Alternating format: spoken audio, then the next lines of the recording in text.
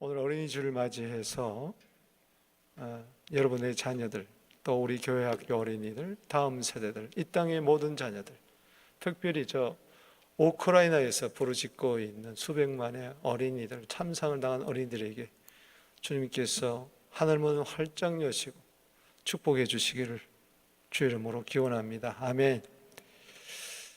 그런 말이 있습니다. 어린이는 천국의 열쇠다. 왜 이런 말이 나오는가 하면 마태복음 18장 3절에 보면 예수님께서 이런 말씀을 하시죠. 너희가 돌이켜 어린 아이들과 같이 되지 아니하면 결단코 천국에 들어가지 못하리라. 참 어린이는 그야말로 천국의 열쇠, 표준, 기준이 된다는 이야기죠. 저는 오늘 어린이주를 맞이해서 나사렛 예수께서 어린 시절을 어떻게 보냈는가 살펴보면서 은혜 받도록 하겠습니다. 나사렛, 오늘 여기 39절에 보면 예수님의 자란 본 동네가 나사렛인데 그 나사렛은 이스라엘에서 참 못 사는 동네로 소문났습니다. 촌동네죠.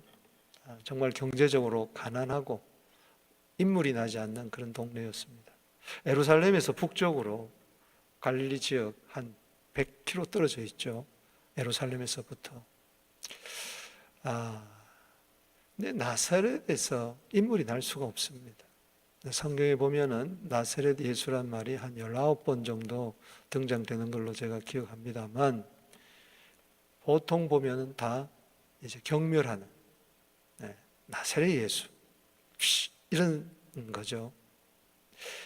빌립이 메시아를 만났어요.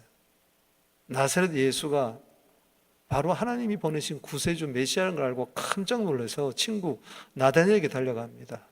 야, 나사렛 예수가 바로 메시아야 하니까는 요한복음 1장 46절에 따라합시다. 나사렛에서 무슨 선한 것이 나겠느냐? 웃기지 말라. 조롱하고 비웃는 거죠. 그 당시 사람들이 그랬다는 거예요. 왜 예수님을 메시아로 믿지 못하느냐, 받아들이지 못하느냐? 예루살렘 출신이 아니라는 거예요. 나사렛 출신이라는 거예요. 나사렛은 모래 땅입니다. 농사가 되지 않아요.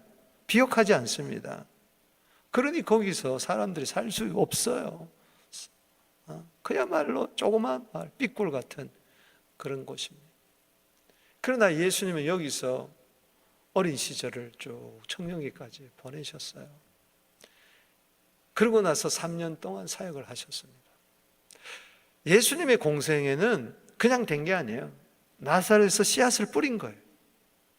그리고 열매를 3년 동안 거둔 거죠. 사생애를 나사렛에서 30년 보냈다. 30년 보냈다. 우리가 어떻게 아느냐? 누가복음 3장 23절에 예수님께서 가르침을 시작하실 때가 30세쯤 되더라. 그렇게 이야기를 했어요. 때문에 나사렛에서 30년.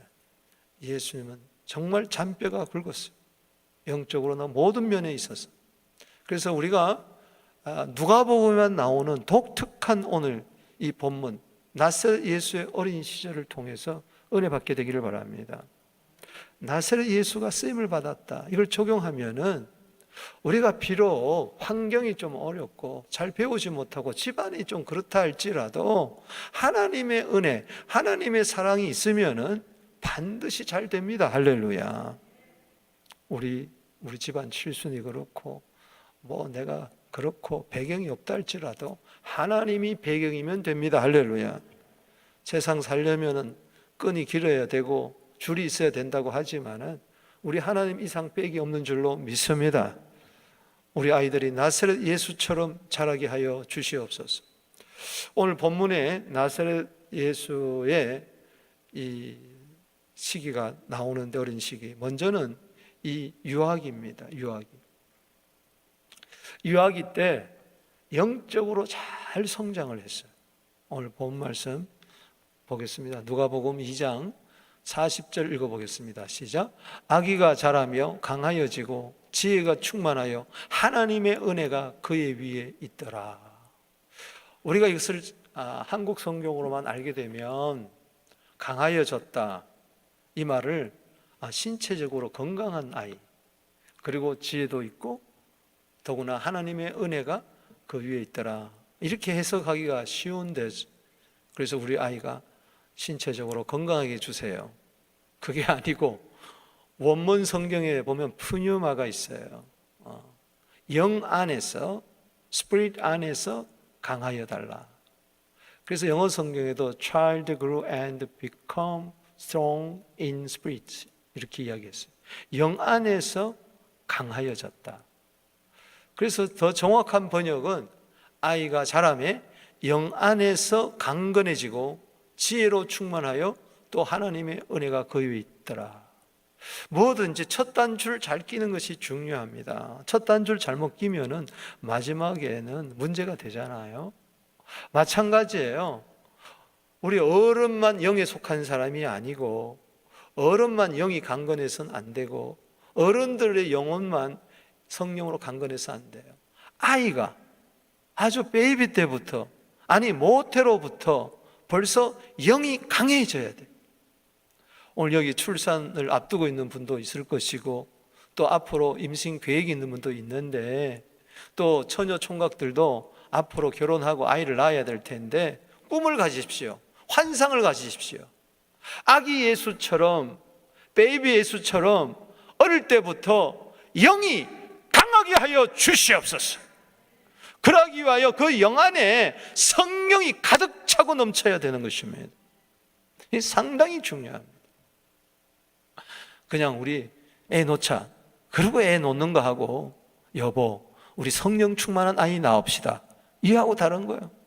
우리 집안에 7대 손인데 아이가 없어, 주님 아들 주세요, 아들 주세요, 그렇게 해서 아이를 가지는 게 아니라는 것이죠. 성령 충만한 아이, 이걸 우리가 사모해야 돼요. 영이 강건해야 돼요. 거기에 지혜가 있고, 이러려면 하나님의 은혜가 있어야 된다는 것이죠. 누가복음 1장 35절을 보면은 천사가 대답하여 이르되 성령이 내게 임하고 지극히 높으신 이의 능력이 너를 덮으리니 이름으로 나실 바 거룩한 이는 하나님의 아들이라 일컬으리라. 자, 마리아가 처녀였어요. 요셉과 약혼만 한 사이였는데 갑자기 어느 날 천사가 나타나서 수태고지를 합니다. 네가 아이를 가졌다, 아들을 낳겠다, 그 이름을 예수로 하라. 무슨 소리입니까? 나는 아이를 알지 못하는, 사내를 알지 못하는데요. 그럴 때 성령이 내게 임하고, 성령이 내게 임할 때에 지극히 높으신 하나님의 능력이 너를 덮을 것이다. 여러분, 그래서 영이 강건해지는 거예요. 할렐루야. 적용하십시다. 우리 아이들이 성령 충만하게 하여 주시고 하나님의 능력으로 덮어 주시옵소서. 그러기 위해서 영부터 강건해요. 우리 어머니들도 부모님들도 마찬가지입니다. 그래서 하나님의 자녀로 자라나는 것이죠. 그러니까 모태로부터 벌써 충만했어요. 여러분, 누가복음 1장 15절 말씀에 보면 예수님의 어머니 마리아와 친족이 나오는데, 그 어머니가 엘리사벳이고 아버지가 사가랴 제사장입니다. 나이가 들었는데도, 늙었는데도 아이가 없었어요. 하나님의 은혜 가운데에 아이를 가지게 됐어요. 그게 바로 세례 요한입니다. 그 세례 요한을 가르쳐서 이야기하기를 모태로부터 성령의 충만을 받았다. 벌써 세례 요한은 모태로부터 성령의 충만을 받았어요. 이 중요한 거야.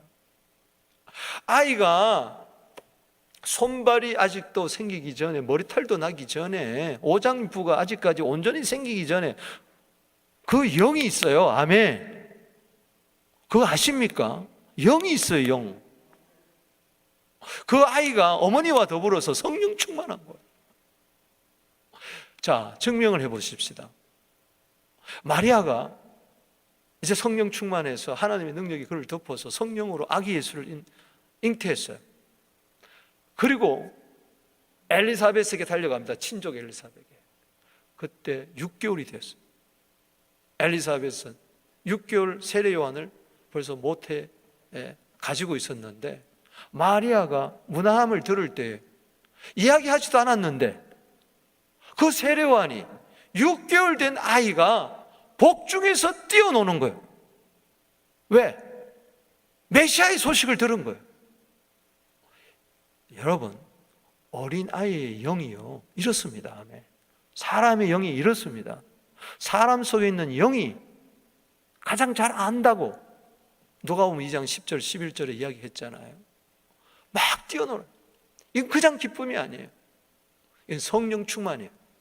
엄마 엘리사벳이 성령 충만해가지고 예언을 하는 것이 42절 이하에 나오는데, 그래서 제가 중요한 것은 그렇구나, 태중의 아이도 그리고 출생한 아이도 어릴 때부터 100일 돌 이렇게 지나면서 성령 충만해야 된다. 아멘. 어른이 돼가지고 성령 충만이 아니라, 주여 우리 아이들이 어릴 때부터 성령 충만하게 하여 주옵소서. 성령으로 그 영이 뛰어놀게 하여 주시옵소서. 할렐루야. 그런 아이 얼굴을 한번 보세요. 사진 하나 보여주면은 참 성령 충만한 아이. 내가 이 그림을 택한 이유가 있습니다. 꼭 우리 손자 누구같이 생겨가지고 어린 아이 예수님을 찾다 보니까 저 그림이 나오더라고요. 지금 저 겉으로만 보면은 그냥 뭐 말도 잘 못하고 듣지도 못하고 정말 대소변도 제대로 못 가는 아이 같지만은 영 안에서 강건해졌단 말이지. 이게 어린아이 키우는 신비예요.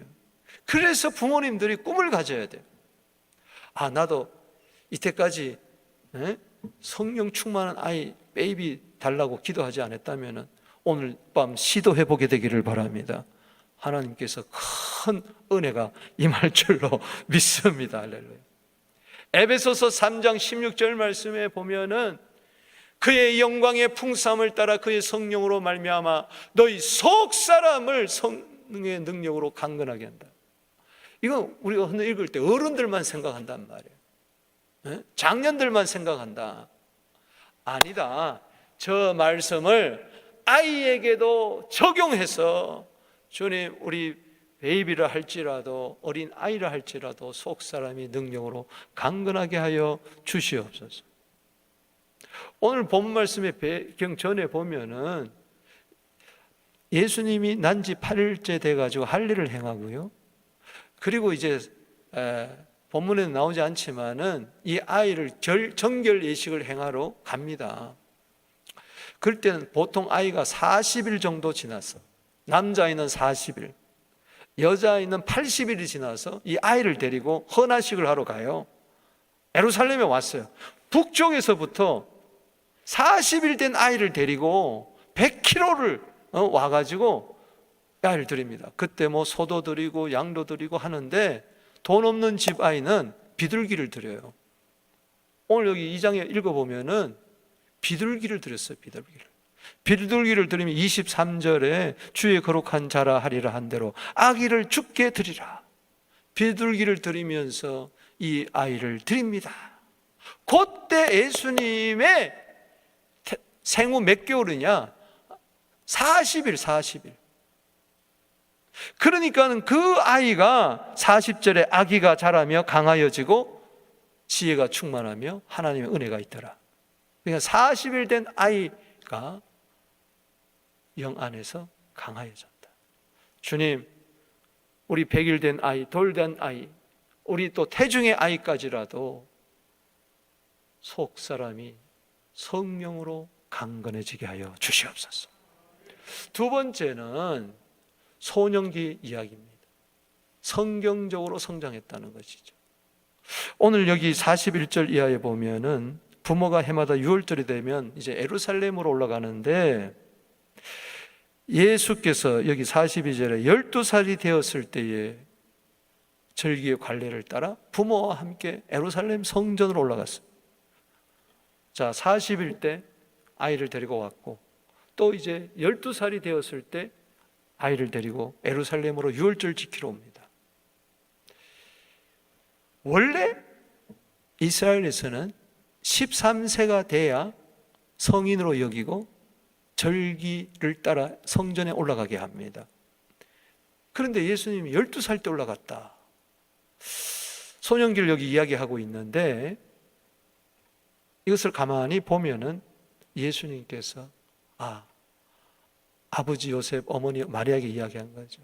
아빠, 엄마, 내가 내년부터는 성전에 올라갈 수 있는데 미리 지금 가면 안 되겠습니까?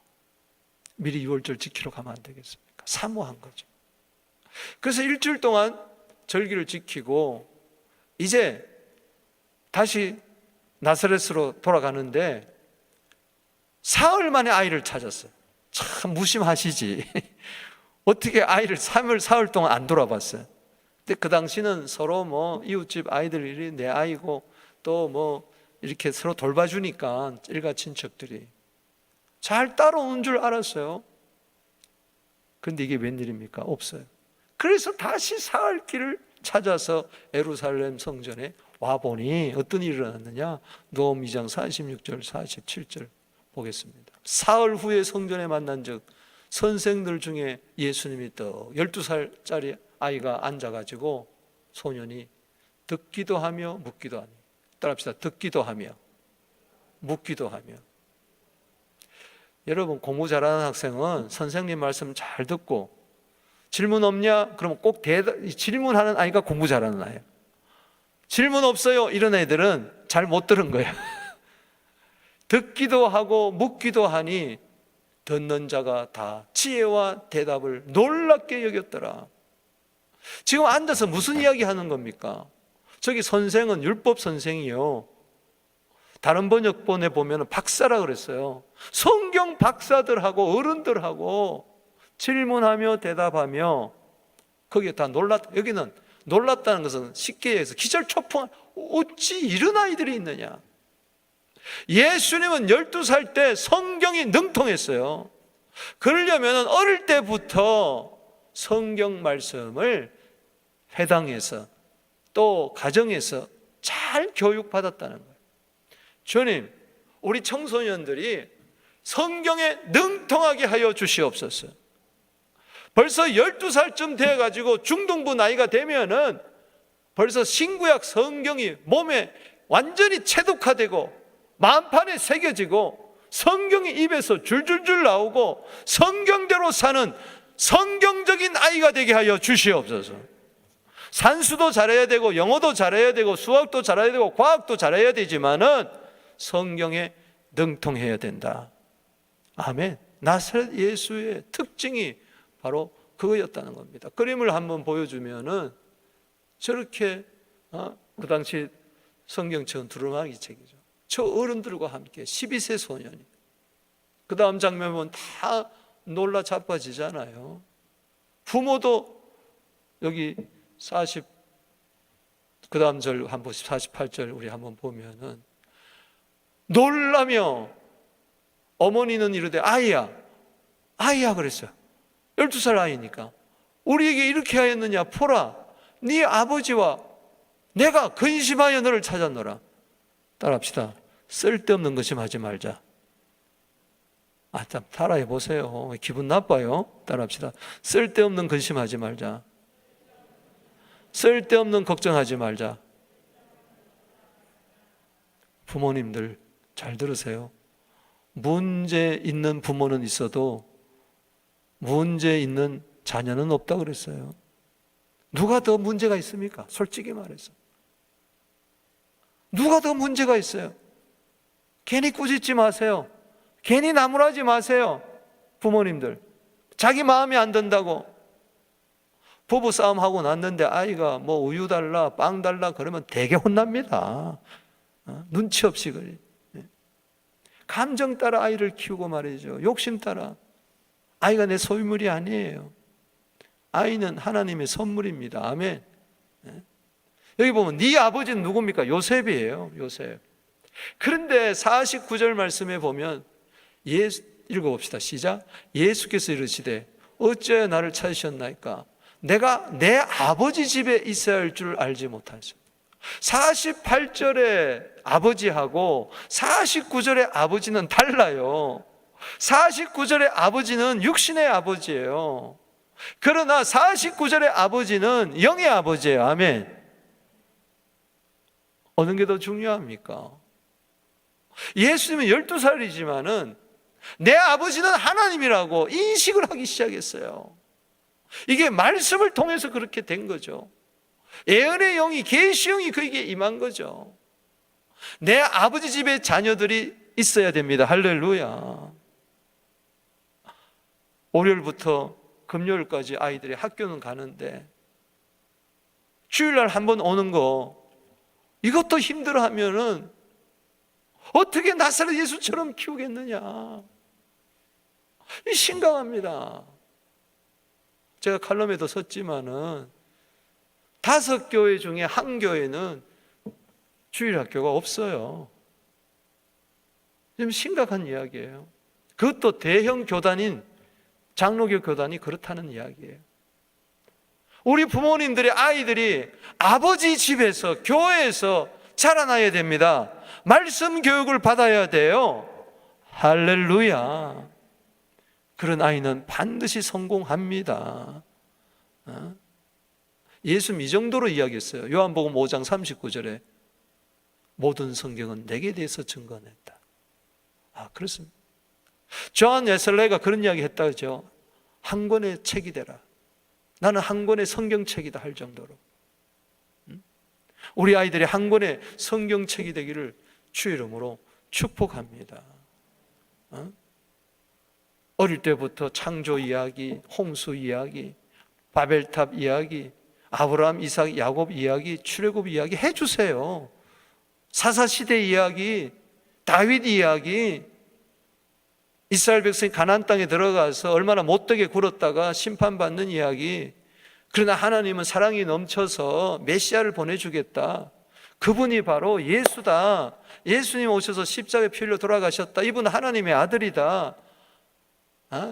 그리고 사복음서에 나오는 예수님 이야기, 사도행전 이야기 그냥 쭉 해주세요. 할렐루야. 잠언 22장 6절 말씀에 뭐라고 그랬습니까? 마땅히 행할 길을 아이에게 가르치라. 그리하면 늙어도 그것을 떠나지 아니하리라. 신명기 6장 6절 7절 말씀에 오늘 내가 내게 명하는 이 말씀을 너는 마음에 새기고, 부모가 먼저 말씀의 은혜를 받고 그 다음에 자녀들에게 부지런히 가르쳐줘라. 집에서든지 길을 갈 때든지 누워든지 일어날 때든지 이 말씀을 가면, 부모가 먹고 살기에 바빠서 아이들하고 대화하기도 힘든데 무슨 성경 이야기입니까? 무슨 가정 예배입니까? 그러니까 나중에 피눈물을 흘리는 거예요. 내가 너 하나 바라보고 이렇게 열심히 일했는데 네가 왜 그 모양이냐. 예루살렘의 딸들아, 너와 내 자녀들 위하여 울어라. 지금 기도에 눈물을 흘리며 말씀으로 양육하면 나중에 피눈물 안 흘린다는 이야기예요. 나중에 후회하지 마시고 이제라도 말씀으로 자녀들을 양육할 수 있게 되기를 주 이름으로 축복합니다. 아멘. 아이들에게 예쁜 성경책 하나 선물 주세요. 가족 성경책 예쁜 거, 영어 성경책 보면 예쁜 게 너무너무 많아요. 그걸 하나 주세요. 미국의 최대 재벌 중에 하나인 사람이 그렇게 이야기했어요. 내가 받은 가장 큰 선물은 5살 때 어머니가 준 예쁜 가죽 빨간색 성경책이었다. 그렇게 이야기를 했어요. 그 성경책 때문에 걔가 성공한 거예요. 링컨이 통나무 집에서 자랐잖아요. 아마 세계 모든 아이들이 링컨 대통령 이야기할 거예요. 16대 대통령.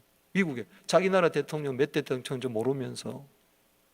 왜 그렇습니까? 여러분 보세요. 링컨 이야기 가운데 빼놓을 수 없는 것은 어머니가 9살에 죽으면서 내가 너에게 논밭은 못 물려주지만은 성경책 물려준다. 이 성경책을 읽어라. 이대로 살면 하나님이 너를 복을 준다. 아멘이십니까? 어느 부모님이 돌아가시면서 성경책을 물려다 줬어요. 그런데 어마어마하게 부자거든요. 어마어마하게 부자. 그런데 성경책을 줬어. 돈 줄 알았더니 성경책 주니 실망하고 성경책을 그냥 집어 던졌어, 창고에다. 나중에 몇십 년을 지나가지고 어떻게 이사하다가 툭 떨어졌는데 보니까는 그 안에 어마어마한 수표가 들어있어서 수표. 왜 이런 이야기가 나옵니까? 그에게 수표보다도 뭐가 더 중요합니까? 성경책. 성경책 속에는 그에게 수표만 있겠습니까? 3만 가지 이상의 복이 이 속에 있다고 이야기를 하는데, 디모데후서 3장 15절입니다. 바울이 디모데에게 이야기합니다. 어려서부터는 성경을 알았다.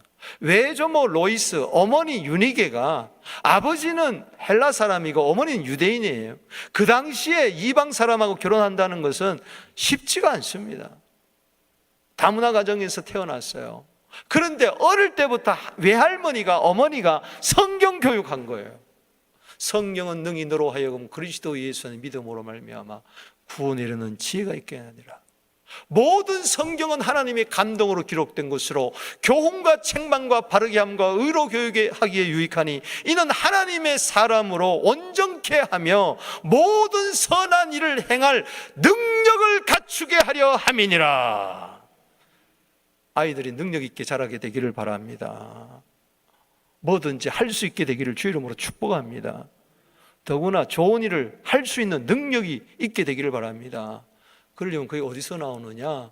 성경에서 나온다.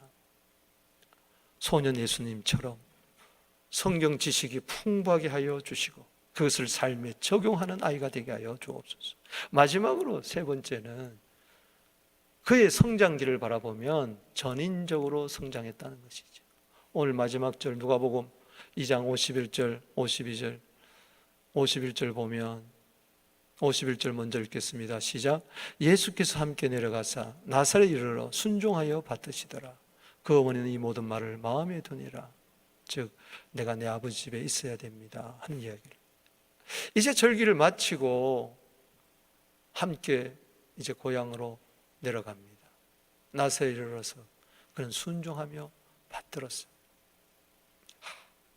우리는 세상 부모님처럼 자식이 부모 말 잘 들었으면 좋겠다, 그런 차원이 아니고 순종하여 받으시더라. 성경에 보니까는 출애굽기 20장 12절에 부모에게 순종해라, 이거를 예수님은 배웠거든요. 단지 어른에게 잘하는 게 아니고, 단지 부모라서 잘하는 게 아니고, 본능적으로 잘하는 게 아니고 성경에 근거해서 순종하는 아이가 되었다는 겁니다. 아멘. 그러다 보니까 전인적으로 성장하는 거예요. 52절에 예수는, 읽어봅시다. 시작. 예수는 지혜와 키가 자라가며 하나님과 사람에게 더욱 사랑스러워져가더라. 이것은 기독교 교육에 빼놓을 수 없는 교육 헌장과 같은 이야기입니다. 즉 지혜가 발달했다, 정서적인 발달입니다. 키가 자랐다, 신체적인 발달입니다. 그리고 하나님과 사람에게 사랑스러워져 갔다, 이건 영적인 성숙을 이야기하는 것이죠. 그러니까 골고루 영과 혼과 몸이 하나가 되어서 온전하게 성장하더라. 아멘. 누가복음 2장 40절에 하나님의 은혜가 머물렀죠. 은혜 가운데 그렇게 또 사랑스러워져 가더라. 사람에게, 하나님에게 다, 하나님과의 관계에서도 인간관계에서도 모든 것이 온전했다는 겁니다. 전인적으로 영과 혼과 몸이. 여러분 복음서 보세요. 예수는 굉장히 자연 친화적입니다. 공중나는 새를 봐라, 들에 핀 백합화를 봐라, 씨 뿌리는 비유, 그리고 나무 이야기들, 폭풍우 이야기, 반석 위에 짓는, 모래 위에 짓는 집, 그거 다 홍수 이런 이야기들. 그리고 예수님 비유 가운데 이 천국을 비유할 때에 장터에서 노는 이야기, 그런 이야기, 뭐 상여 메고 가는 그런 거. 그리고 예수님은 굉장히 정서적으로 따뜻했어요. 눈물도 있었고 기쁨도 있었어요. 요한복음 11장 35절에 예수께서 눈물을 흘리시더라. 그 나사로가 죽은 거 보면서 막 슬퍼하셨죠. 나인성 과부의 아들 죽은 걸 보고 막 울었죠. 예루살렘 성을 바라보며 울었죠. 뿐만 아니라 예수님은 누가복음 10장 21절에 따라합시다. 성령으로 기뻐하시더라. 아이들을 사랑하셨고 죄인의 친구 세리와 창기들을 친구로 삼았고 함께 먹고 마시고, 예수님은요 모든 자의 친구가 되었어요. 아이들부터 어른, 노인들, 높은 자들, 낮은 자들, 부유한 자들, 가난한 자들 할 것 없이 골고루 하모니를 이루고 인격의 밸런스를 이루고 균형과 조화를 이루었다는 거죠. 요즘은요 한 가지만 잘하는 아이들이 너무 많이 있어요. 골고루 균형적으로 신체적으로, 정서적으로, 사회적으로, 경제적으로 하나님 관계, 인간관계에서 골고루 성장하는 아이가 되게 하여 주시옵소서. 사진 보세요. 어릴 때부터 저렇게 목소리를 하잖아요. 마가복음 6장 3절에 보면 이 사람이 누구냐? 예수님을 바라보면서 마리아의 아들 목수가 아니냐. 그러니까는 이 말씀 속에서 알 수 있는 것은 아마 일찍 아버지를 여인 것 같아요. 그러면서 마가복음 6장 3절에 목수가 아니냐, 이거는 목수가 무슨 메시아냐 하면서 그 동생들을 열거하는데,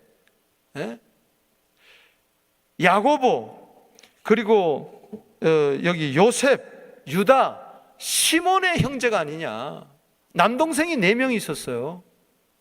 그리고 자매들 둘 이야기합니다. 자매들 그랬으니까는, 여동생들 그랬으니까 최소한 2명이에요. 그러니까 예수님 밑으로 6명의 동생이 있었어요. 이걸 거사한 거예요. 그래 얼마나 열심히 일을 가정적으로. 그리고 30세가 되었을 때 이제 메시아로서 기름 부음을 받고 나가는 거죠. 저 일하는 가정일을 돌보는 저 소년, 저 성장하면서 30세까지 가정을 충분히 돌보고 마리아를 봉양했던, 동생들을 돌봤던 이런저런 면에서 보면은 참 예수님은 전인적인 성장을 하셨다. 데살로니가전서 5장 23절입니다. 읽어보겠습니다. 시작. 평강의 하나님이 친히 너희를 온전히 거룩하게 하시고 또 너희 온 영과 혼과 몸이 우리 주 예수 그리스도께서 강림하실 때에 흠없게 보존되기를 원하노라. 우리 자녀들이 영과 혼과 몸이 주님 오시는 그날까지 흠없게 깨끗하게 전인적으로 균형 있게 잘 성장해서 이 시대에 쓰임받는 깨끗한 그릇, 하나님의 그릇, 작은 예수가 되기를 주 이름으로 축복합니다. 말씀을 맺습니다. 그저 자녀들 생각할 때에 그저 공부 잘하고 시집장가 잘 가고 그저 좋은 직장 가지고 그렇게만 막연하게 기도하지 마시고 구체적으로 기도하세요. 아멘. 오늘 본 말씀을 다시 한번 여러분들이 묵상하면서 아주 아일 때부터 영이 강건하게 해주시고 어릴 때부터 말씀 교육을 잘 받아서 성경적인 아이가 되게 하시고 성경에 능통하게 하여 주시고 그리고 골고루 균형 있게 잘 영과 혼과 몸이 또 모든 관계면에서도 특별히 요즘 사회성이 떨어진 애들이 많이 있는데 그래가지고는 힘듭니다. 사회적으로도 하나님 앞에 사람 앞에 사랑스러워져가는 우리 아이들 되게 하여 주옵소서. 딴 거 없어요. 성령이 충만해야 돼. 할렐루야. 저 유아기, 소년기, 성장기를 가만히 살펴보면 전부 다 성령의 기름 부음이 임해서 그런 거예요. 사도행전 10장 38절에 하나님이 나사렛 예수에게 성령과 능력을 기름 붓듯 하셨음에 나사렛 예수에게 성령과 능력을 기름 붓듯 하셨음에 좀 부족하고 좀 연약하고 그런다 할지라도 성령과 능력을 기름 부어 주시옵소서. 그럴 때 두루다니며 착한 일을 하고 마귀에게 눌린 모든 자들을 고치셨다. 이 세상의 치유자, 회복자로 살았다. 우리 이런 아이들이 되기를 주 이름으로 축복합니다.